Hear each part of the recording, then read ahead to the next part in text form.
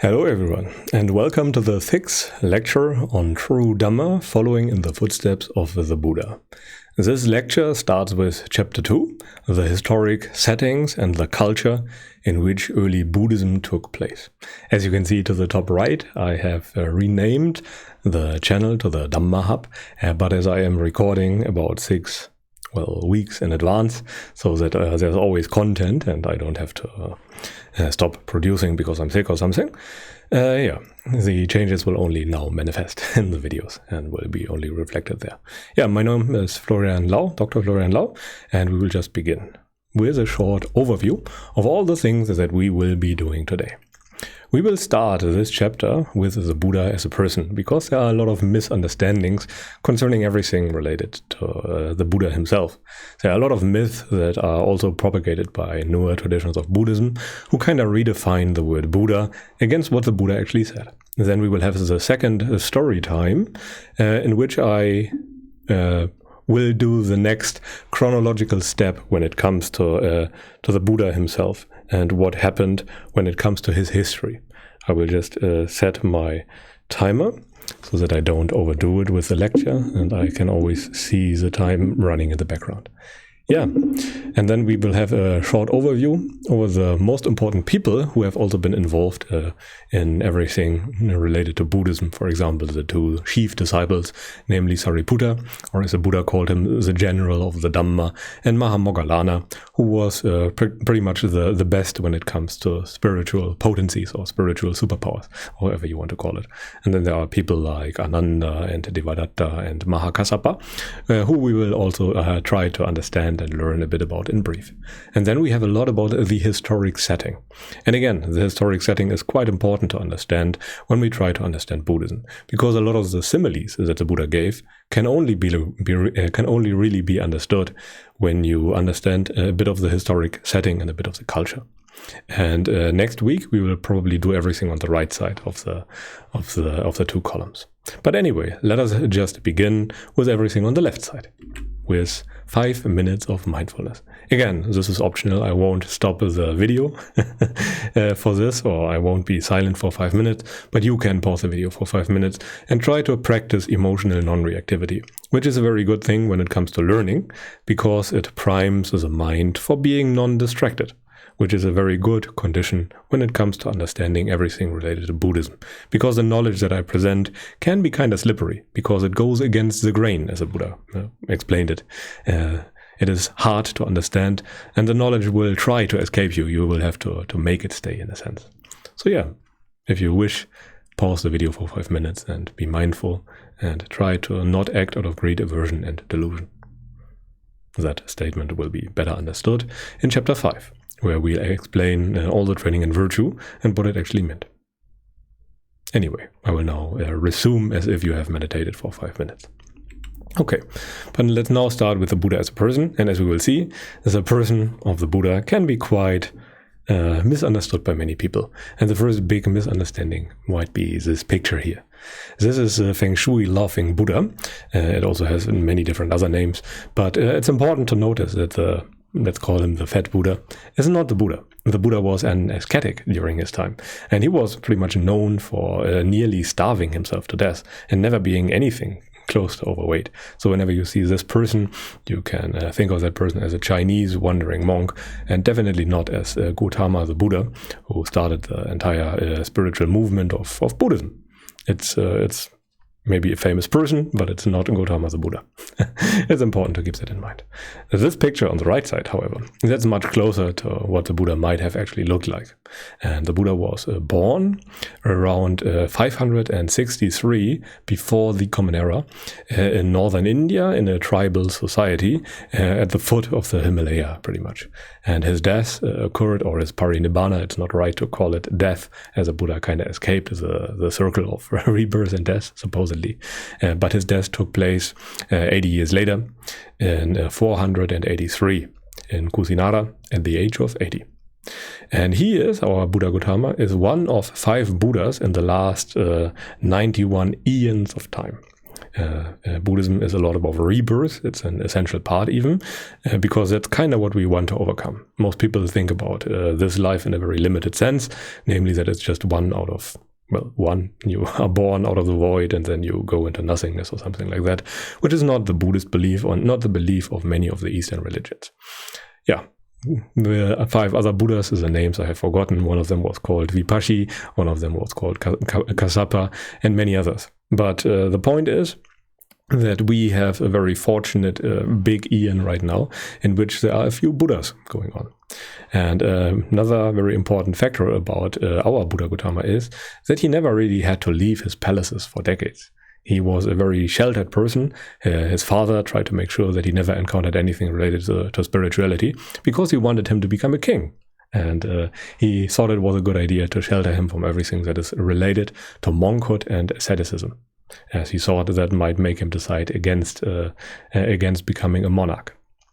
And his awakening was, for example, foretold. Namely, at his birth, there were some seers around who were trying to figure out what the Buddha might be in the future. And pretty much all of them agreed that he would either be a wheel-turning monarch, that is the Buddhist designation for a very righteous king, as an example, or that he would be a Buddha, a fully enlightened being. And the latter became actually true. And the testimony for that is that we still have teachings of Buddhism, which is not what it was called during his time, available right now. At his time, he just called it the Dhamma, the nature of all things, the teaching pertaining to the nature of all things. But anyway, let us continue.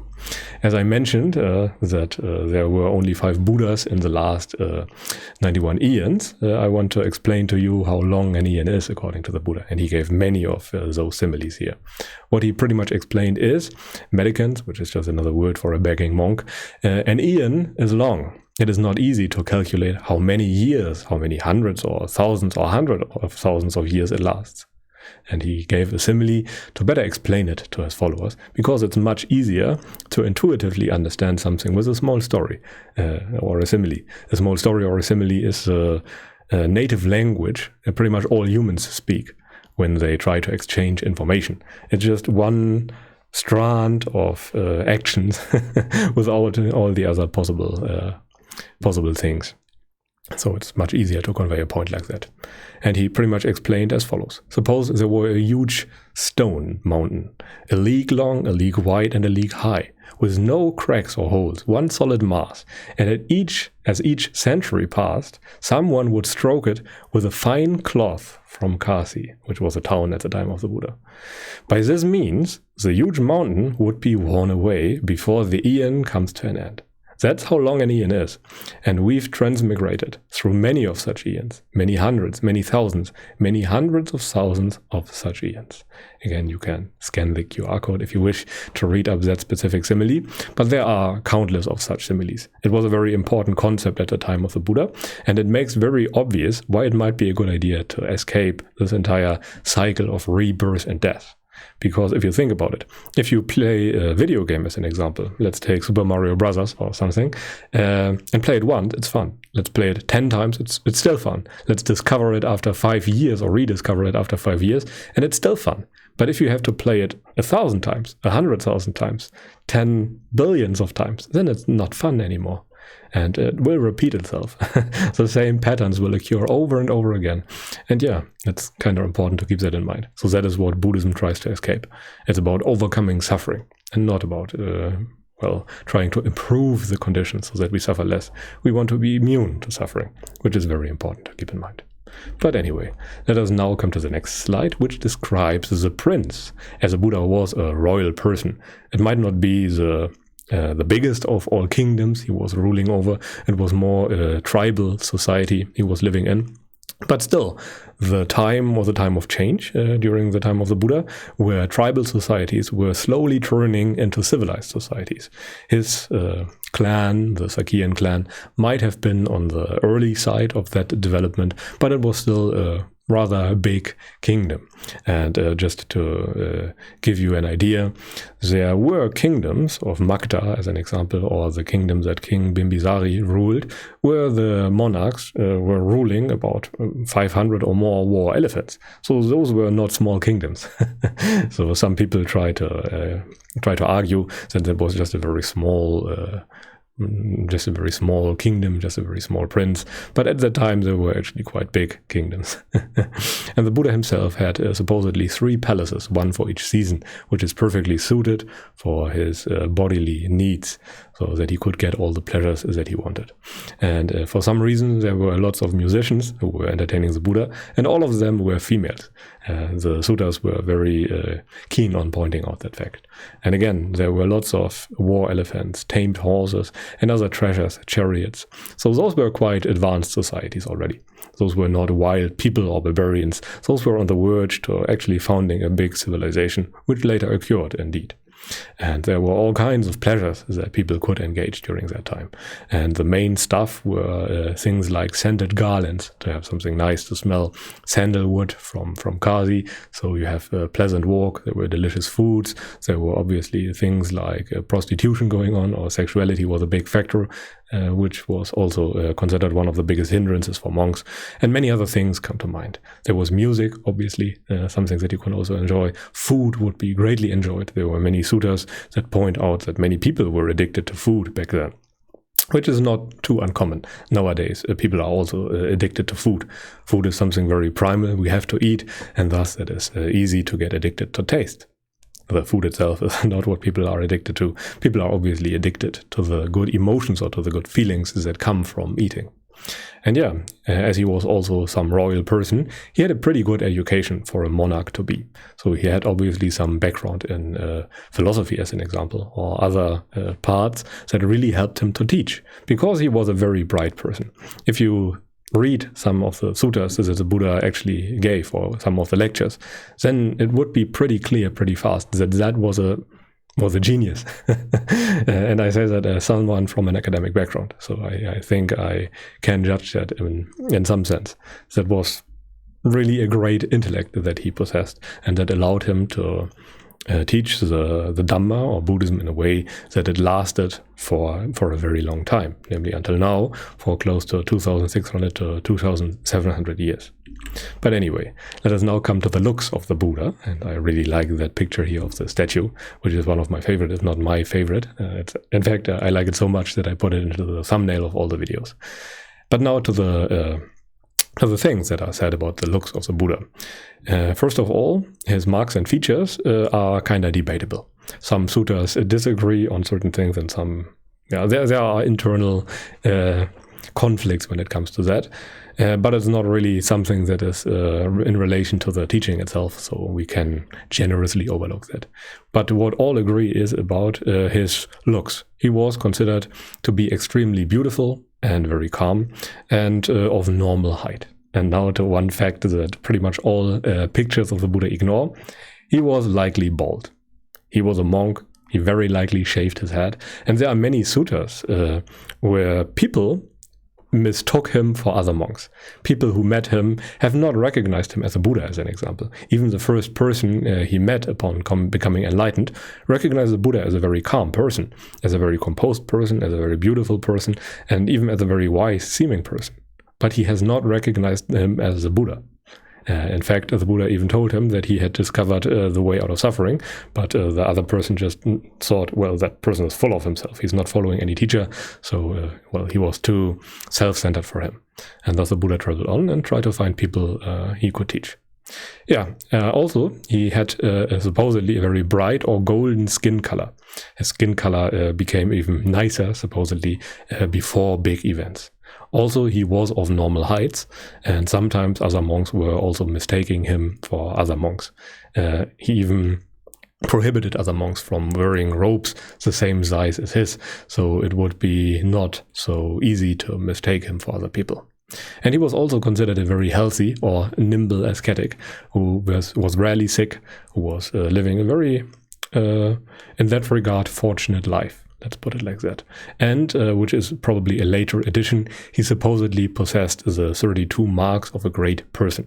And it's very important to keep in mind that that might be a newer idea, as some of that might sound a bit ridiculous by normal standards. There are things in those lists like having very long arms that reach down to his knees, or having paws where only one hair is coming out and not two, which is also interesting. But yeah, there are a lot of things in that list that do not make much sense from today's perspective. But all those marks supposedly help people identify a chosen one, and lots of Indian cultures have myths around that, so they could identify their great teachers. But anyway, it's highly unlikely that the Buddha possessed any of those marks, so we should take all that with a grain of salt.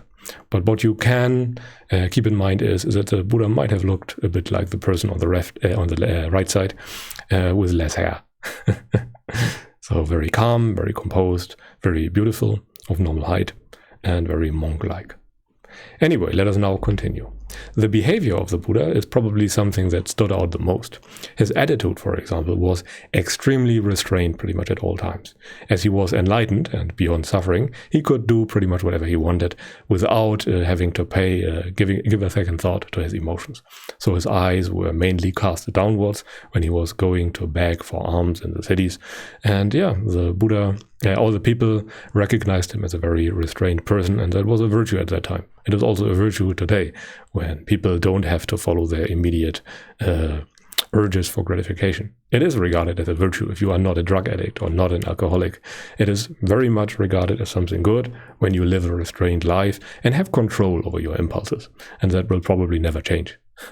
There might be times where people openly try to argue for sense indulgence, but overall, pretty much always, everyone knows that it's better to be restrained, because it leads to more happiness. And we will see that in chapter 5 very clearly. And overall, he was very intelligent and a very skillful teacher, which is also very important to keep in mind. Because without being him both a spiritual genius and a genius at teaching, it would be very unlikely that we still would have all the teachings that we have nowadays. In fact, the Buddha Gautama that we have was foremost in expounding the Dhamma. He, among all Buddhas, there are differences by the way, he was the best when it comes to teaching. And this is the reason why the teachings are still available today. He was even openly, not necessarily criticizing, but pointing out that his predecessors as Buddhas were, for example, sometimes habitually reading the minds of people in his audience and just giving them the piece of information they needed to reach full awakening. But they never expounded any lectures or anything like that, or not in great number. They never laid out any training rules or the Patimokkha, the code of conduct for monks and nuns, that made it easier for other people to reach full liberation. And as a result, the Dhamma almost always vanished very fast. And this is not the case nowadays, because it lasted many human lifetimes already. Namely, in one book I read, The Science of the Disc-World, they were expressing everything in grandfathers. And a grandfather is about 100 years, I think, or 50 years. So it's already 26 grandfathers old, which is pretty long. For something to stay alive that long, it has to provide some value. And the Buddha also was rather harsh when necessary, and he called others useless fools, as an example, when they were openly putting his teachings into question, and thereby harming other people by spreading doubt, or simply spreading wrong teachings, which is a very blameworthy thing to do, according to the Buddha. And there are some recorded cases where he were admonishing people quite harshly. He was literally calling them useless fools and saying things like, it would be better to cook the life in a copper cauldron than to say what you just said, or things like that, or to swallow a glowing iron ball, or things like that. He was, above all things, a very pragmatic person who was very intent on keeping the teaching alive so that other people could benefit from it. And it's also very important to notice that he was never really into making a philosophy out of it. And again, philosophy means a love for wisdom. He was very much about practical wisdom, actual wisdom that helps you in your life, that makes an actual difference. And this is a point where you could criticize a lot of modern and also ancient Greek philosophy, as an example. So people were very interested in philosophy and very interested in knowledge, but they were not really interested in actual wisdom, as in overcoming suffering, which is a stark difference when it comes to academia versus Buddhism. Buddhism literally just has two goals, namely understanding suffering to overcome it. This is all there really is. And the Buddha also defeated lots of wanderers of other sects in debates. He sometimes even sought out people so that he could pretty much publicly humiliate them, so that other people would stop following them and their foolish doctrines, which only led to their harm for a long time, as the Buddha often called it.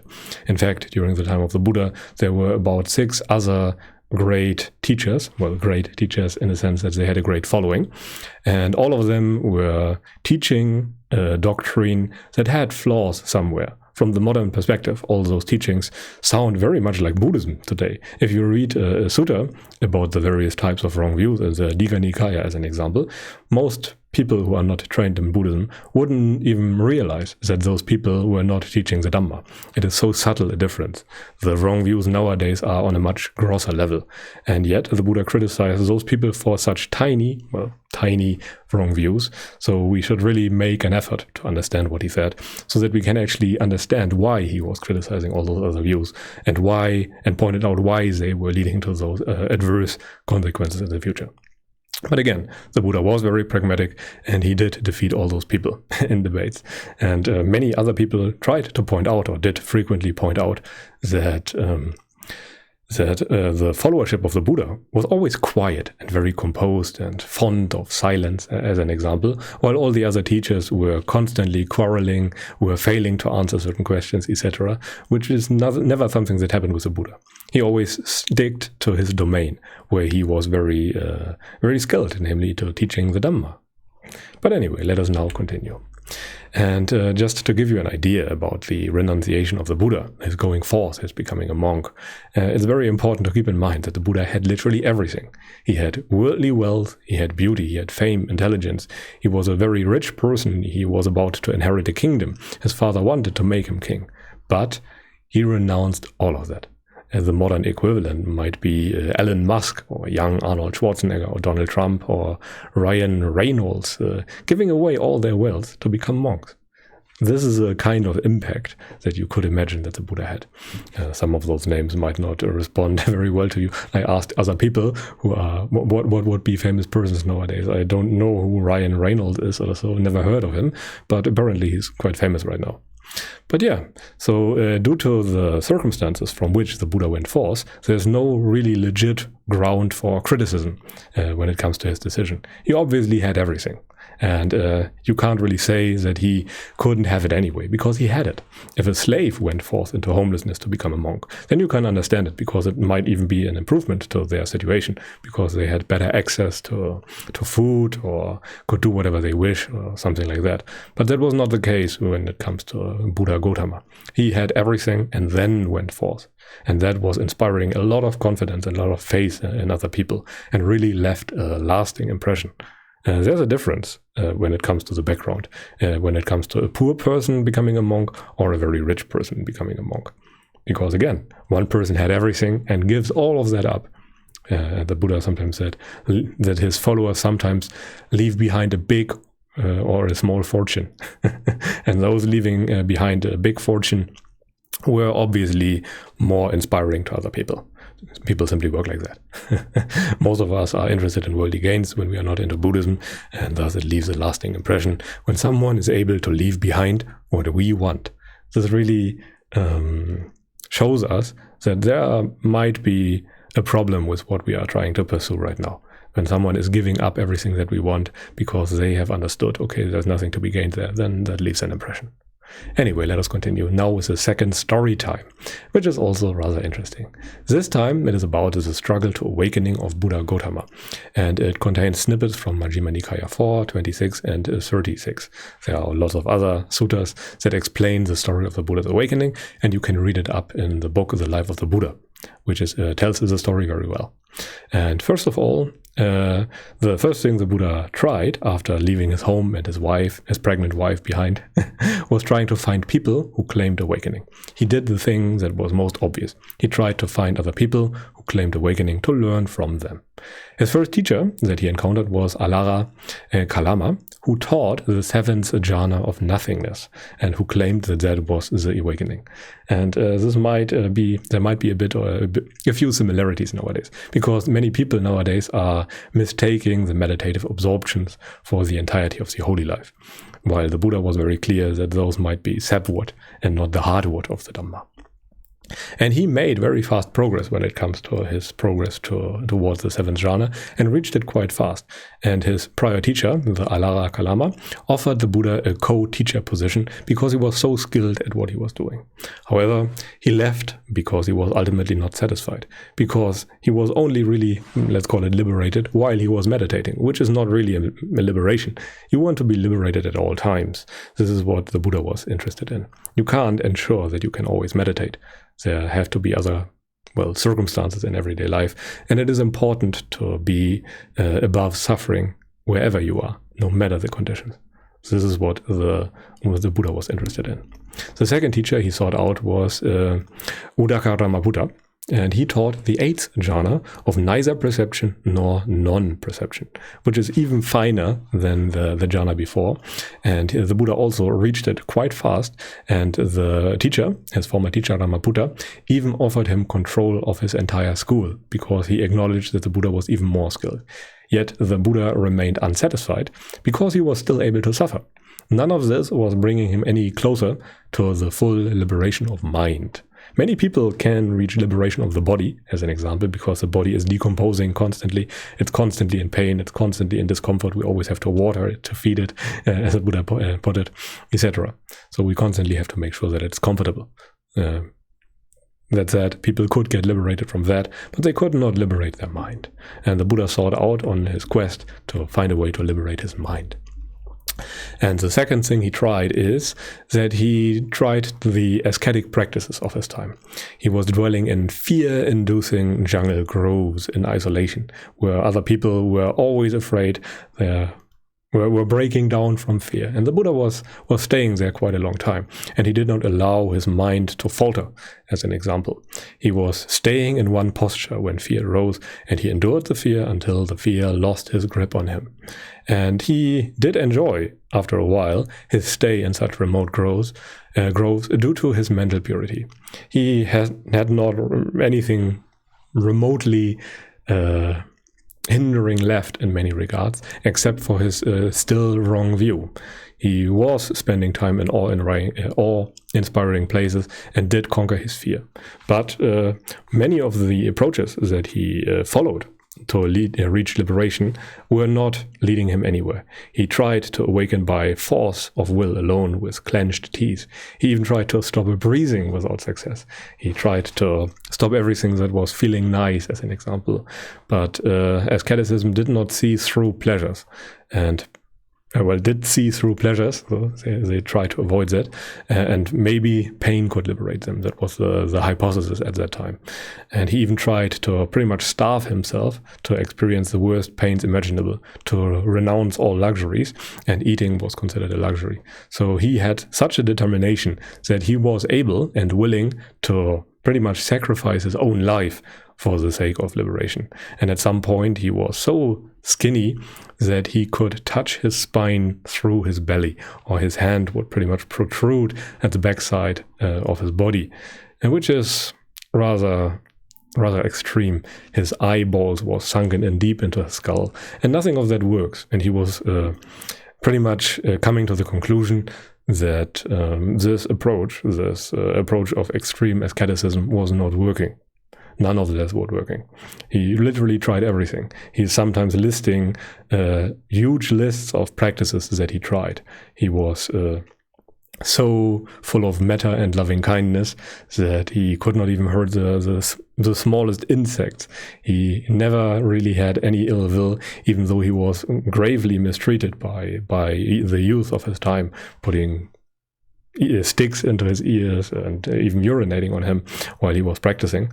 And the Buddha never had any thought of ill will. This was his kind of asceticism. And that was rather severe. At some point he was only eating 1 grain of rice a day, pretty much. And that nearly killed him. And at some point he realized that all of that struggle was leading nowhere, and that he had to change his ways. And this is what he did. He did change his ways. But we will come to that at a later point. But right now, he realized and remembered the first jhana as a child. The first jhana is one of the meditative I don't like to say absorptions, one of the meditative states. In fact, you could translate the word jhana just as meditation. And he had a profound experience of jhana where he had no wishes left as a child.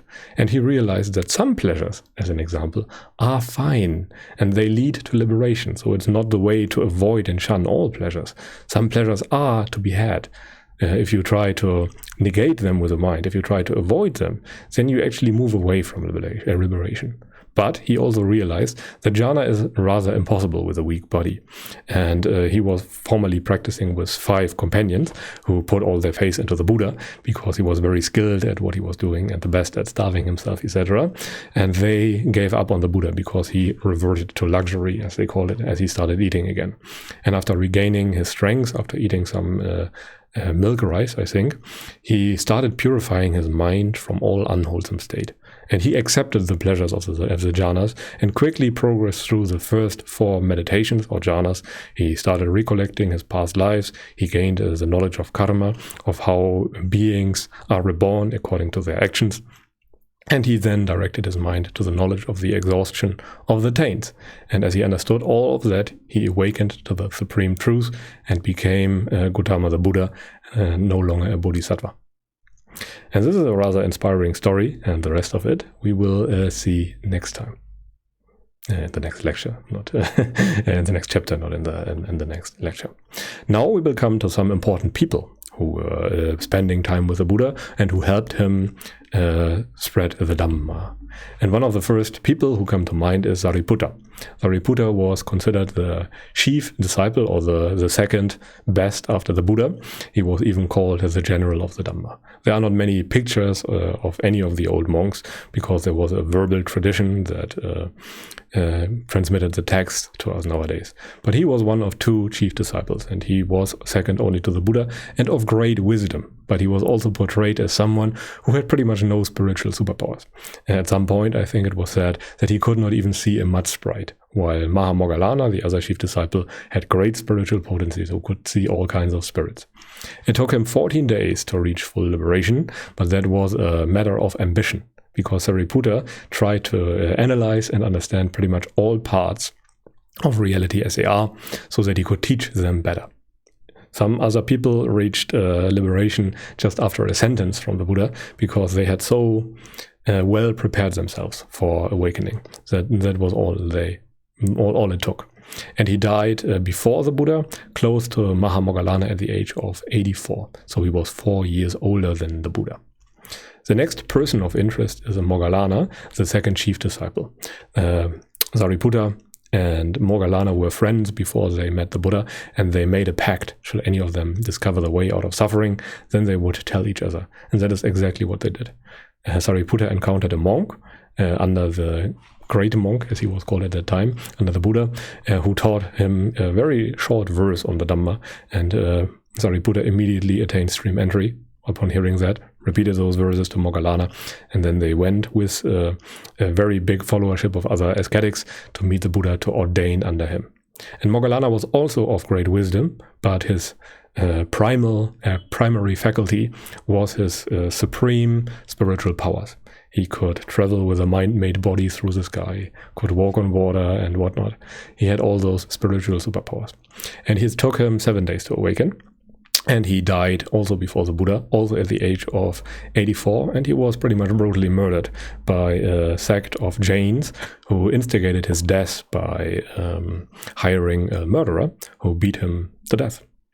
The ascetics were not immune to that, but both Sariputta and Mahamoggallana were of great benefit to the entire Sangha of monks. The Sangha, the word Sangha just means a group of spiritual practitioners. And it is a noble Sangha when all of those practitioners are very well advanced and at least a stream enterer, a person who reached the first stage of awakening. So yeah, he was sometimes depicted in blue because he was beaten blue at the point of his death. Unlike Sariputta, who was depicted, if we go one slide back, in a normal skin color. And then we have Ananda. I have not found a good pic of him, as there are no really good pictures of any of those people, so we have no idea what they look like. But it's very likely that they all had a shaven head, wore the yellow robes of the beggar monks, etc. So they had no great distinguishing qualities except for their stature, maybe. And the person Ananda is also very important. He was the Buddha's chief attendant after a time, and he had an extraordinary memory, which might be why the Buddha made him his chief attendant. And he is pretty much the whole reason why we have such a variety of discourses available right now, because he remembered pretty much all of them. He even had the discourses the Buddha gave repeated to him so that he could remember him. And it took him decades to reach arahantship. He was spending pretty much the entire time as a stream enterer. So he only reached the first stage of liberation, and only once the Buddha died and he was summoned to the Arahant first summit, where they tried to prepare the teachings so they could survive the centuries, he actually attained arahantship. And he also was, among other things, responsible for the creation of the Bhikkhuni order, so that female persons could also follow the Dhamma, which was not granted during his time, as females were not regarded as equal. And the Buddha pretty much, and Ananda, with the help of Ananda, were creating the Bhikkhuni order, which pretty much first allowed females to also pursue the holy life, as the Buddha put it. And then we have Kassapa, which is who is sometimes called as the Buddha's equal. He was an ascetic who was very intent on ascetic practicism. He was dedicated and very stern, and he was spending most of his life in the forest, under trees, and just meditating away. And he lived, supposedly, to the age of 120 in the forest, and the Buddha offered him many times that he could have robes and food, because the Buddha had all of that, and he did not have to live in the forest. But he declined. He never accepted any of that, and he pretty much said that the jhanas are enough for him. He could attain the jhanas at will, and that is enough for him. This is a happiness that is far greater than any other happiness that you could imagine, and so he went for that. And it was very inspiring for many people that he lived up to that age in the forest healthily, which is a very formidable task, if you ask me. And as a result, many people were inspired by him, and the Buddha acknowledged that too, and said that he was, the person Kassapa, was truly practicing for future generations, so that he could inspire them to also follow the Dhamma and follow him in that path, because it enabled people to attain such great feats of strength. Let's put it like that. And he was also the person that pretty much took over the charge of the entire Sangha and organized the Arahant meeting, the first Arahant meeting, as he was surviving all the other people. Anyway, let us now continue with the person Devadatta, which was a cousin of the Buddha, who joined the order of monks together with Ananda and a few other people. And he did attain in the first rains retreat a few spiritual superpowers, but no wisdom. He never became a stream enterer. And he did later try to take control of the Sangha, and even tried to murder the Buddha several times, which led ultimately to him going to hell. And he's often depicted, as in that picture, as being swallowed by the earth. So the earth supposedly broke open and was sending him directly to hell. And he was really trying to murder the Buddha in many ways. He felt humiliated by him, and he really tried to take over the charge of those people, and had great ambitions of the normal kind, which the Buddha always condemned.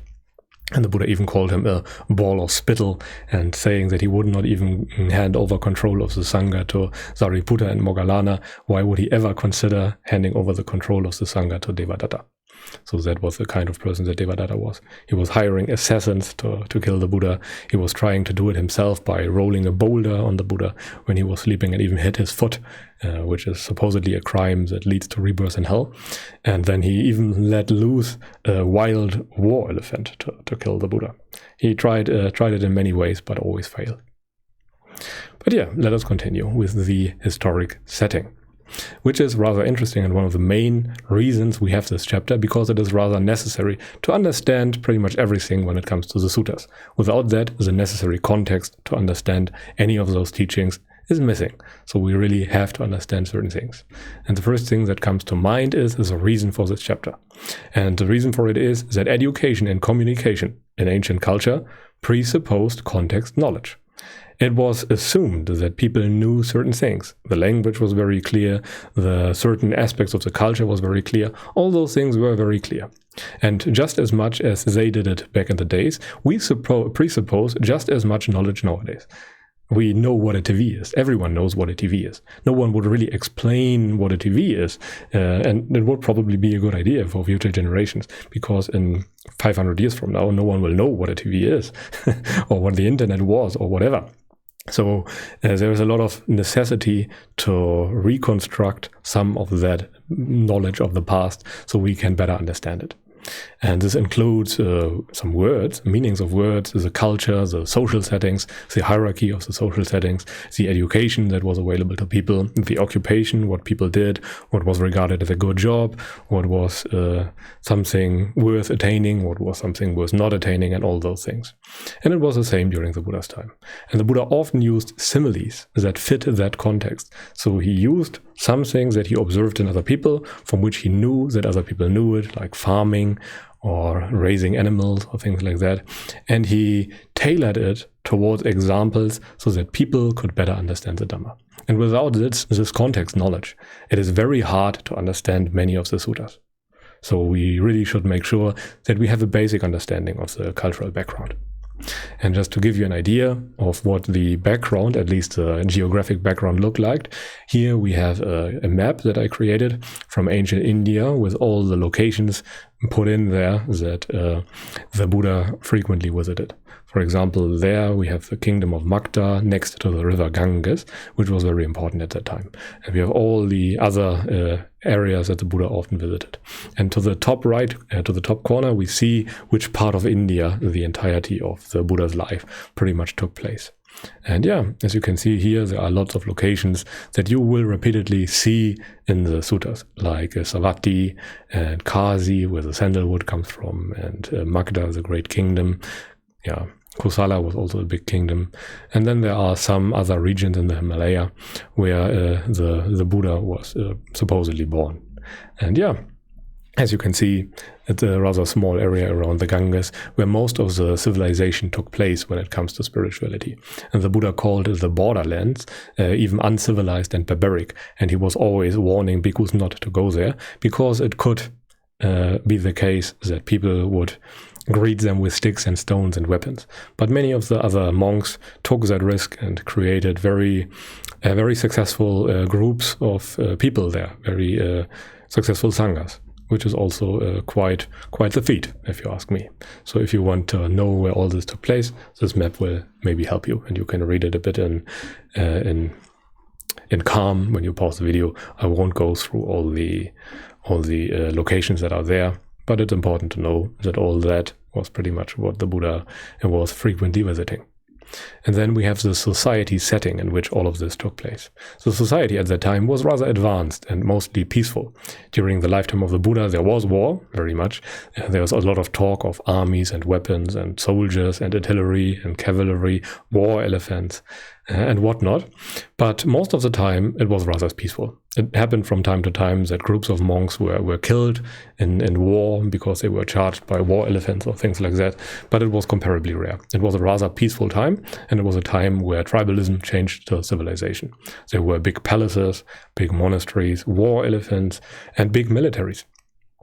Which we know from Greek texts, where they invaded parts of India to found the Mauryan Empire, if I remember that correctly. And one of the kings there, for example, gifted 500 war elephants to a Greek that invaded their cities and their country. And at that time, people were sometimes philosophers and thinkers and ascetics who wandered during the cities, between cities, to teach. And this was regarded as pretty much the highest occupation that you could have back then. So philosophers and thinkers were highly regarded in society. And the Buddha and his disciples did the same thing to teach the Dhamma. The Buddha was gathering a few people, taught them, and then he gathered more and more followers until he had, I think, 61, and then he sent them out in all directions to spread the Dhamma and sometimes even seek out the Buddha. And the Buddha did wander for 45 years, sometimes as much as 20 miles per day with a lot of baggage, actually. They had some ropes, a big alms bowl. It's not a tiny bowl, it's a big clay vessel that has a lot of weight to it, and some provisions for travel, etc. So he was not as fragile as you might think. He was a rather fit person for his time, simply because he was a wandering monk and he was able to do all that. And he sometimes traveled with large groups of people, of up to 2,000 monks or more, and that obviously needed special places where he could spend his time. So he did spend a lot of time near big parks that were gifted to him by devoted followers, especially during the rain time, because in India there is monsoon time where it is raining pretty much non-stop, and at that time it's very easy to ruin the fields of the people who try to farm there. And so the Buddha made sure that the monks were not a hindrance to the lay community, and they were spending all the time in so-called rains retreats, where they spent the time for 3 months in one place and were pretty much just meditating in big parks, while the lay community provided them with everything they needed, which was mainly medicine, food, shelter, and robes, pretty much. So those were the necessities of a monk. Everything else was not actually necessary. And monks and ascetics in society had a rather important role. They were role models. They were comparable to stars nowadays, but because they were doing something that was very hard and not just entertaining, as it is often the case with YouTube stars nowadays. And they were honored even by nobles and kings alike. And even slaves could, in many cases, become ascetics, but often chose not to because it was regarded as too difficult. This was not a lifestyle that was very enjoyable unless you had supreme virtue. And this hard life revealed suffering. So the forests were very popular dwelling places for monks because it very much showed you if you still had suffering left. So it made the problem of suffering immediate, so your mind would try to solve the problem. So forests offered seclusion, freedom from distraction, and some danger. So death was always present, and you were always motivated to practice pretty much. And wanderers at that time pretty much always begged for alms, and it really was considered an honor to give to them. So it was not that they were begging because they could not attain food otherwise. They were begging to give other people an opportunity to do good.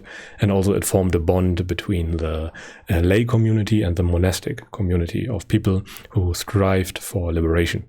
So the Buddha made sure that there would be no gated communities by making the monks dependent on the lay community, and thus they ensured that the Dhamma, his teaching, would last for a very long time.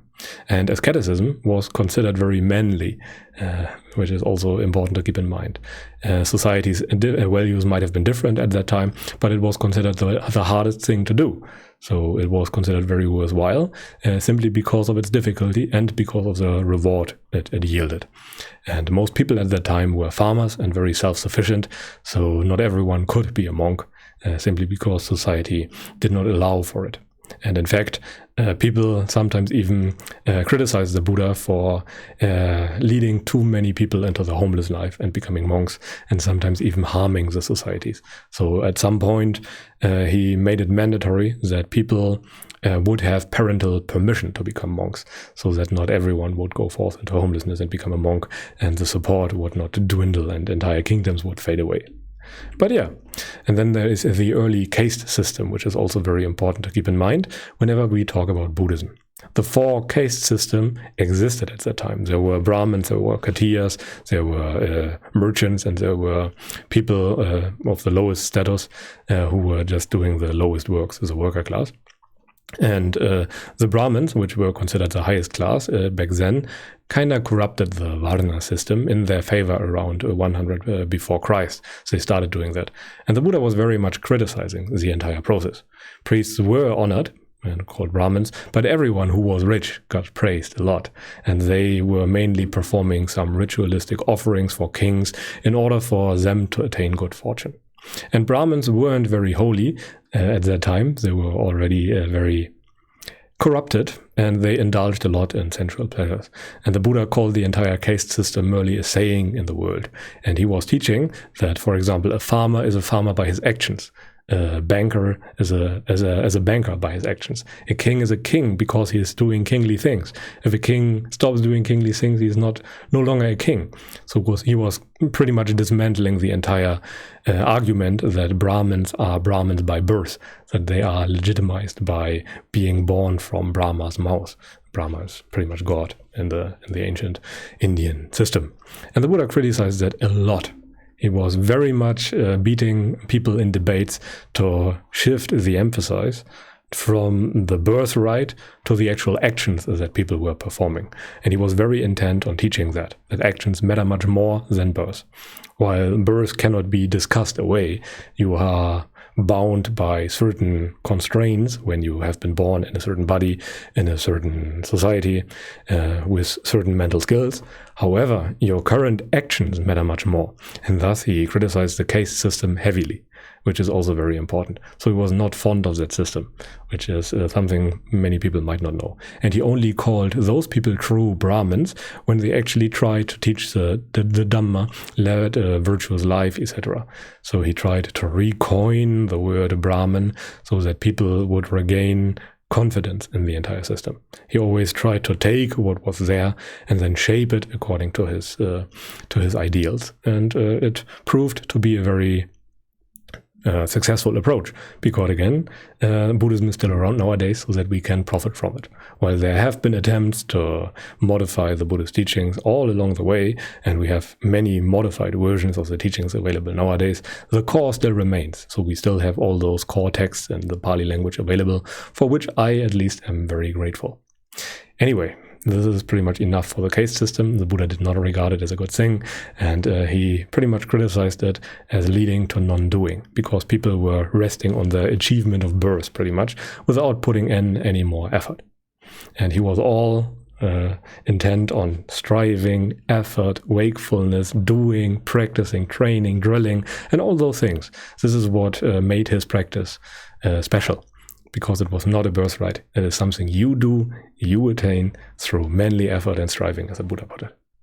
Anyway, this is pretty much enough for today. In the next lecture, we will discuss the historic practices that were prevalent during that time. So what the people were actually doing when they tried to meditate. And this might surprise many people, but the formal meditation methods that we have nowadays were pretty much never mentioned in the suttas.